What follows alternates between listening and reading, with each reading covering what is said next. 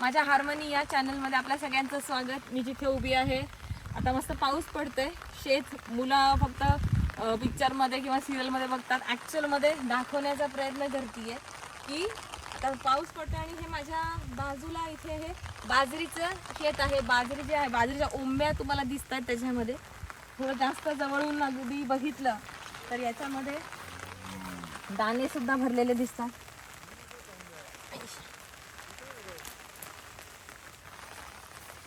ही आहे बाजरी, अजूनही भरलेली नाहीये पूर्ण, थोडे थोडेसे दाणे दिसतात फक्त ह्याच्यामध्ये. ही मगाशी आपण बाजरीची एक ओंबी बघितली होती. या बाजूला आहे हिरवी मूग, अगदी जवळून बघायची असेल त्याची शेंग. तर ही अरे ते कोरडं आहे एकदम.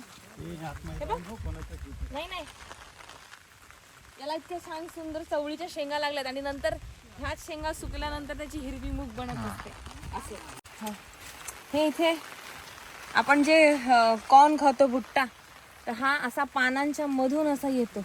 अजून हे तयार होत आहेत आणि ज्यावेळेस तयार होतील त्यावेळेस हे आपल्याला मार्केटमध्ये डायरेक्ट ते तोडलेले आणि नंतर अजून जास्त म्हणजे भाजून मिळतात. आता कांद्याची पात दिसती आहे.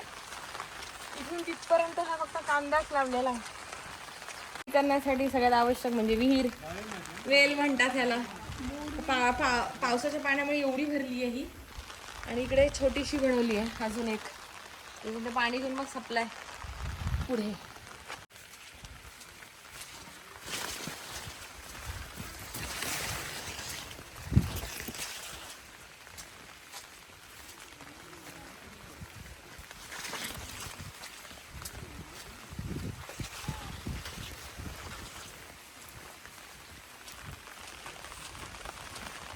मगाशी मी जे सुरुवातीपासून तुम्हाला दाखवते आहे की असं शेत आहे, तसं शेत आहे.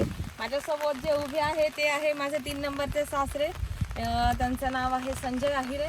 आपण जरा त्यांच्याकडनं शेताविषयीची माहिती थोडीशी जाणून घेऊया. जरा आम्हाला शेताविषयी सांगा ना. आता हे आपण जिथे उभा आहोत ते कसं शेत आहे? पहिले तुमचं पूर्ण नाव सांगा, गावाचं नाव, परिचय द्या. माझं नाव संजय मुत्ताय मायरे, माझं नाव कुलेनगर खालीपाडा, तालुका देवळा, जिल्हा नाशिक. हे ज्वारीचं पीक आहे. हे ज्वारीचं आहे ना? किती साधारण किती महिने म्हणजे किती? 2.5 महिने झाले. 2.5 महिने का? ठीक आहे. आता याला नंतर हा म्हणजे पूर्ण कधी होणार हे? आज पूर्ण दाणे तयार होतील 3-4 महिने पूर्ण होईल. अजून 3-4 महिन्यांनी. ओके. आणि दरवर्षी तुम्ही काय म्हणता, वेगवेगळे काय म्हणतात त्याच्यामध्ये धान्य हे घेत असतात? बाजरी, हरभरा, असे गहू वगैरे घेत असतात. अरे वा, खूप छान. खूप म्हणजे भारी वाटलं. आम्ही तुमच्या मागे मागे, कारण तुम्ही बघितलं असेल की जसं एखादं जंगल असतं तसं आम्ही शेताच्या मधून फिरत होतो आणि ते भर पावसात. तर तेच मी म्हटलं तर दाखवावं की ज्यांच्यासोबत आम्ही आलो आहेत ते आम्हाला कुठे घेऊन चालेल. तर हे आहे ते व्यक्ती. आमच्या शेताला लागून हा पाठीमागे तुम्हाला जो दिसतोय पाणी, हा तलाव आहे. ह्याच्यामध्ये मस्त खेकडे पण आहेत आणि पावसामध्ये हा छान अजून जास्त भरतो. आता इथे जरा जास्त पाऊस म्हणजे आता जस्ट सुरू झालाय त्याच्यामुळे तुम्हाला पाणी बघायला मिळते. आणि शेताला लागूनच तलाव आहे. इथे कांद्याची शेती आहे आणि हा तलाव आणि आनंद येते तलावाचा. आपण जे तिळाचे लाडू वगैरे खातो हे तिळाचे शेती आहे, तिळाची रोपटे.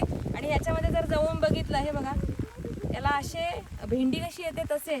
आणि हे जर असं फोडलं ना तर ह्याच्यामधूनही याच्यामध्ये तीळ आहे. बघा, हे तिळाचे दाणे, हे अजूनही पूर्ण झालेली नाही. हे अशी तीळ ह्या शेंगांमध्ये येते. हे आहे तिळाचं झाड.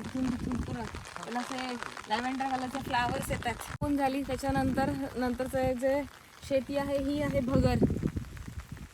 भगरीचा फक्त भगरीचा भात माहिती आहे. भगरीचं काय काय बनवतात धिरडे. तर हे आहे भगरीची रोपटी, ज्याला पावसामुळे जरा झोपली आहे, पाऊस जास्त झाल्यामुळे. आणि हे मध्ये मध्ये कशाची आहे? हे तूर आहे का? ही तुरीचे आहेत ना? आणि मग हे काय याच्यामध्ये आता हे नसेल ना? हा, हे काय बारीक दाणे आहे त्याच्यात. बरोबर. ही सुद्धा अशी सुकल्यानंतर हिचे असे दाणे निघतात त्याच्यातून. इतका सुंदर ओढा जो प्रवास करताना आम्ही दुसरीकडे बघतो आणि इथे आमच्याच शेताच्या मधून राहतो.